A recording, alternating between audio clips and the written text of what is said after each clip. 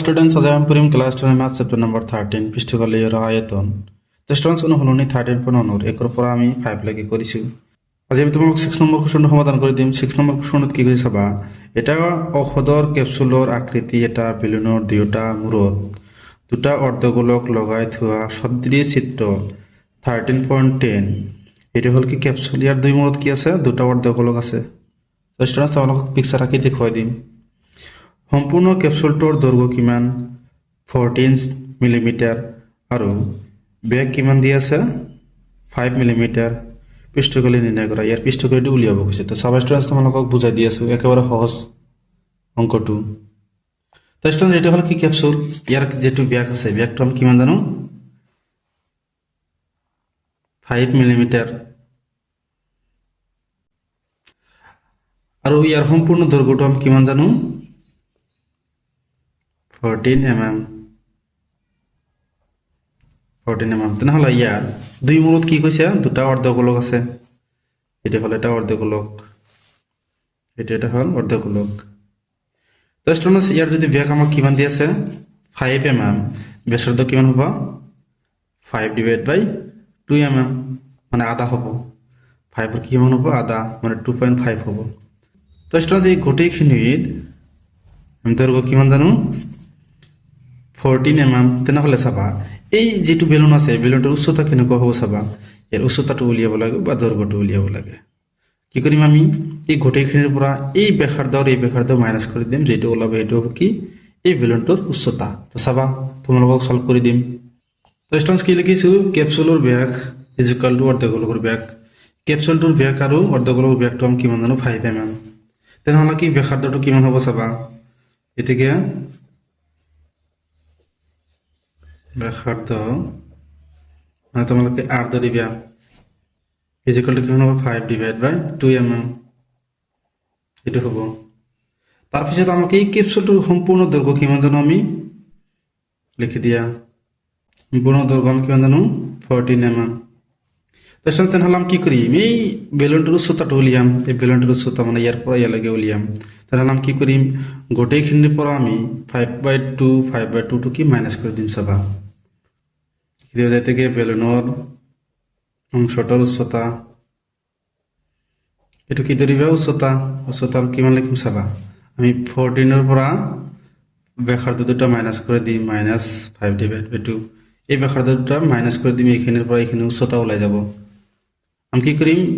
14 এৰ পৰা এই ব্যাসাৰ্ধ দুটা কি মাইনাস কৰি দিম তেনেহলে ইয়াৰ পৰা ইয়ালৈকে ওলাই যাব তো চাবা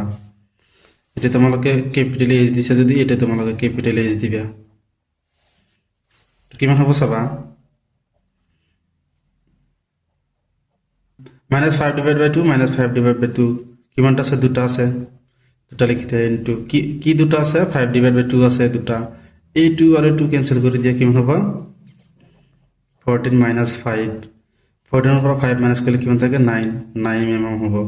তেনেহলে এই h2 ইয়াৰ পৰা ইয়ালৈকে আমি কিমান পালো 9 mm তো স্টুডেন্ট আমি কি কৰিম এতেকে ক্যাপসুলৰ পৃষ্ঠকালি ইকুয়াল টু বেলুনৰ পৃষ্ঠকালি প্লাস অৰ্ধগোলকৰ পৃষ্ঠকালি আমি টুটো কি পূৰণ কৰি দিছো যেহেতু আমাৰ অৰ্ধগোলক কিমানটা আছে দুটা তেনেহলে দুটাৰ লগত আমি পূৰণ কৰিলে একেলগে ওলাই যাব দুটাৰ লগত পূৰণ কৰিলে অৰ্ধগোলকৰ পৃষ্ঠকালি দুটা একেলগে ওলাই যাব সেইকাৰণে আমি দুইটা পূৰণ কৰি দিছো তাৰপিছত লিখিবা যে বেলুনৰ পৃষ্ঠকালি আমি কিমান জানো 2πr h প্লাস অৰ্ধগোলকৰ পৃষ্ঠকালি কি জানো 2 * 2πr স্কয়াৰ এটো আমি জানো কি অৰ্ধগোলকৰ পৃষ্ঠকালি তো স্টুডেন্টস এতিয়া আমি কমন লব পাৰো 2πr টো কমন লব পাৰো কমন লৈ লোৱা 2πr কমন লব পাৰো তেনেহলে ইয়াত কিমান থাকে h প্লাস ইয়াত কিমান থাকে 2r থাকে ইয়াৰ পৰা r এটা কমন লৈছো কিতাহলে কি থাকে r আৰু কি থাকে 2 থাকে লাস্টত তোমালোকে মিলিমিটার স্কয়ার লিখি দিবা যেহেতু আমার কি এককটো মিলিমিটারত দি আছে তো চাবা আমি মানবোৰ বহাই দিম 2 * π মানে কিমান জানো 22 ডিভাইড বাই 7 * r মানে কিমান পাইছো চাবা 5 ডিভাইড বাই 2 পাইছো 5 ডিভাইড বাই 2 * h মানে কিমান পাইছো 9 h মানে কিমান পাইছো 9 9 + 2 * r মানে কিমান পাইছো 5 ডিভাইড বাই 2 লাষ্টত লিখি দিয়া স্কোয়ার যেহেতু কালি ওলাই আছো a2 আর 2 ক্যান্সেল যায় a2 আর 2 ক্যান্সেল যায় তাহলে কিমান থাকে 22 ডিভাইড বাই 7 ইনটু 5 ইনটু ইয়াত কিমান থাকে 5 আর 9 থাকে এই দুটা যোগ করলে কিমান হ'ব 14